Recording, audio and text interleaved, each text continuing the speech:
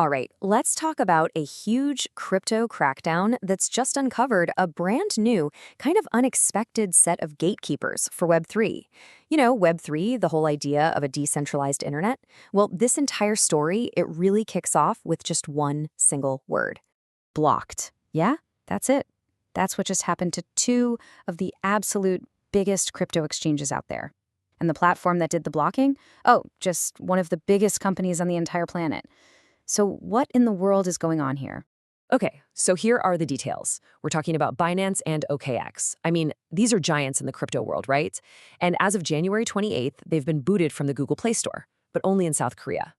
Now, this is a huge deal. It basically cuts off their main pipeline to new mobile users in what is one of the hottest crypto markets on the globe. So the big question is, why? Why now? So let's be clear. This wasn't some kind of technical glitch or an accident. No, this was a very deliberate shutdown, a door getting slammed shut on a massive market. And when you start digging, you find out it all goes back to some pretty deep regulatory roots. And that's where we're headed next. The whole reason for this block really boils down to South Korea's new and, let me tell you, very strict rules for any company that wants to offer crypto services there. So if you want to operate legally in South Korea, you've got to jump through two big hoops. First up, you have to register with their Financial Intelligence Unit, the FIU.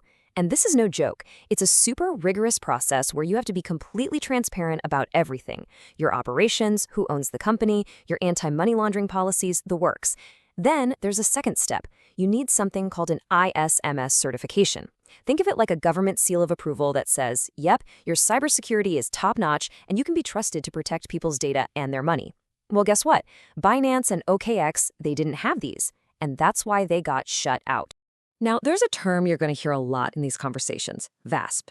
It stands for Virtual Assets Service Provider. That's the official label regulators slap on companies like Binance.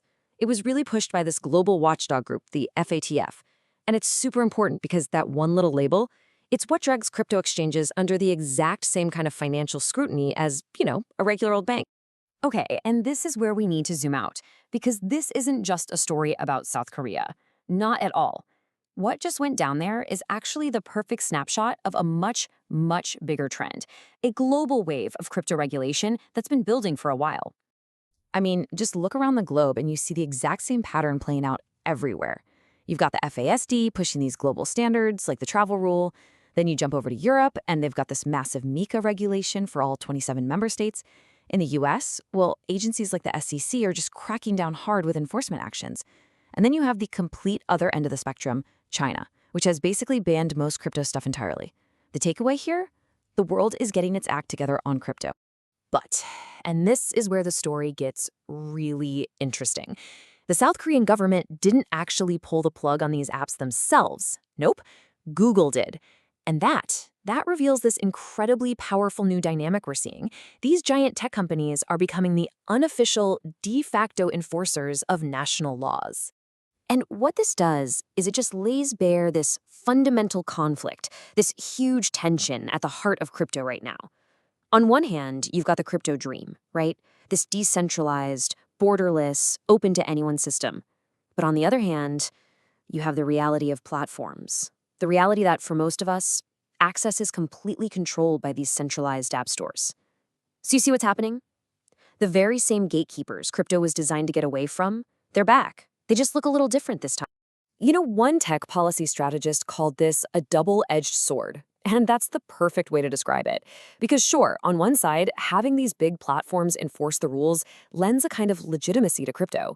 But the flip side is that it injects this massive dose of centralized control right into the heart of an ecosystem that was literally built to be decentralized. All of a sudden, it's not just code is law anymore. Now platform policy is law too. So what does this all mean? What's the takeaway for the future of Web3 and anyone trying to build in this space? Well, it's pretty simple, actually. The rules of the game have completely, fundamentally changed. Here's the bottom line, the number one thing to take away from all this. That whole era of permissionless innovation, the idea that you could just build something cool and launch it without asking anyone for approval, that era is closing, fast. If you want to reach a real mainstream audience using the platforms everyone is on, you now need to ask for permission. And if you're a business trying to make it in Web3, this means you need a totally new playbook. You can't just launch and see what happens. You've got to do your homework, your due diligence, on the laws in every single market.